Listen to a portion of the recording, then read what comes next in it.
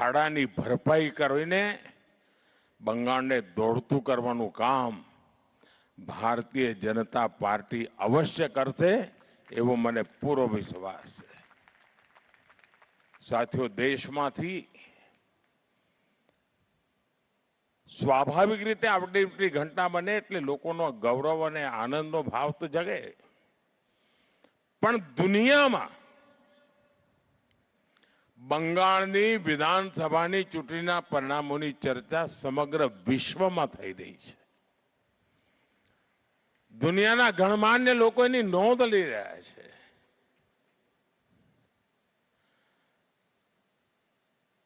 અને એ પણ નક્કી થયું છે કે જે લોકો નકારાત્મકતાને વળેલા છે, જેમની પાસે દેશને આપવા માટે કોઈ વિઝન નથી, છાસવારે નવી નવી ગાળો શોધી કાઢવી અને બોલ્યા કરવું,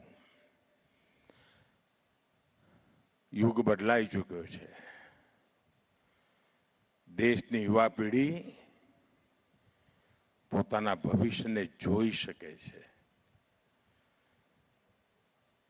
સપના સેવી શકે છે, સંકલ્પ કરી શકે છે અને સંકલ્પને માટે અહર્નિશ પુરુષાર્થ કરીને સિદ્ધિ પ્રાપ્ત કરવા સુધી આગળ વધવાની આજની યુવા પેઢીની તૈયારી છે।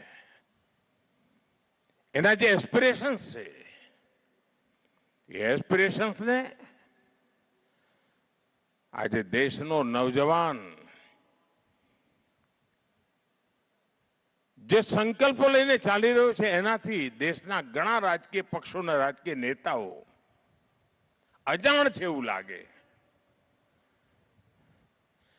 ગુજરાતી ભાષામાં કહે તો જાણે એમ લાગે મતી મરી ગઈ છે। અને એવે વખતે નિત્ય નૂતન પ્રાણ શક્તિથી ગુજરાત આગળ ધપતું હોય, ગુજરાતનું જનસામાન્યના આશીર્વાદ મળતા હોય ત્યારે આપણી જવાબદારીઓ પણ અનેક ગણી વધી જાય છે। અને મને પૂરો ભરોસો છે, ગુજરાતની ટીમ પર ભરોસો છે કે જનતા જનાર્દનની આશા આકાંક્ષાની પરિપૂર્તિમાં કોઈ કચાશ રહેવા નહીં દે। સાથીઓ, આવતીકાલે સોમનાથ, થોડા સમય પહેલા પણ હું સોમનાથ આવ્યો હતો। સોમનાથના વિનાશના 1000 વર્ષ એ વેદનાને ફરી એકવાર યાદ કરવાની જરૂર હતી અને વેદનાની અંદર સમાયેલી વીરતાને પણ યાદ કરવાની હતી કે કેટલી વાર સોમનાથ તોડ્યું। અને આવતીકાલે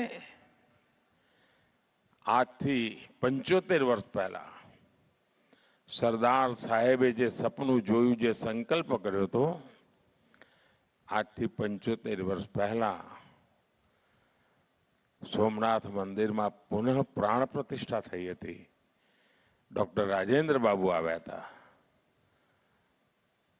અનેક અવરોધો અને વિરોધો વચ્ચે આવ્યા હતા, ગમા અણગમા વચ્ચે આવ્યા હતા, પણ વિરાસતના મહાત્માને સમજતા હતા, દેશની જડોને જાણતા હતા અને એટલા માટે રાજેન્દ્ર બાબુએ કોઈની પણ વાત માન્યા વગર સોમનાથ પધાર્યા હતા।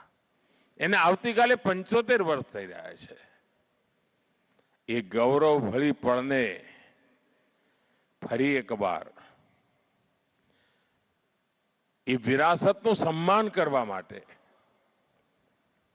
આવતીકાલે સોમનાથમાં ભવ્ય કાર્યક્રમ થઈ રહ્યો છે અને દેશભરના લોકોને